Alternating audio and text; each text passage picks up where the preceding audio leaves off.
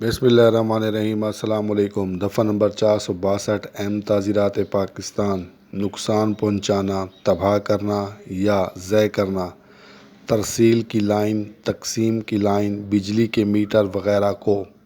دفعہ نمبر 462 اہم تعزیرات پاکستان: کوئی شخص جو کہ کسی ترسیل لائن، تقسیم کی لائن یا بجلی کے میٹر، آلات، سامان یا تار کو نقصان پہنچائے، تباہ کرے، خراب کرے یا ان میں کسی ایک کو نقصان، تباہ یا خراب ہونے دے، دھماکہ خیز مواد کی وساطت سے یا کسی دیگر طریقے سے جس سے بجلی کی سپلائی کی خدمات رک جائیں، یا عداوت سے برقی قوت کی خدمات خراب کر دے یا رخ بدل دے یا کاٹ دے یا مجروح کر دے، یا کسی ترسیل کی لائن، تقسیم کی لائن یا خدمات کی لائن یا بجلی کی سپلائی لائن کو کاٹنے یا مجروح کرنے کی کوشش کرے،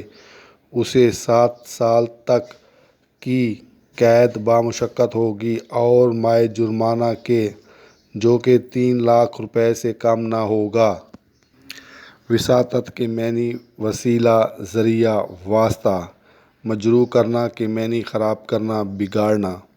عداوت کے معنی دشمنی کرنا۔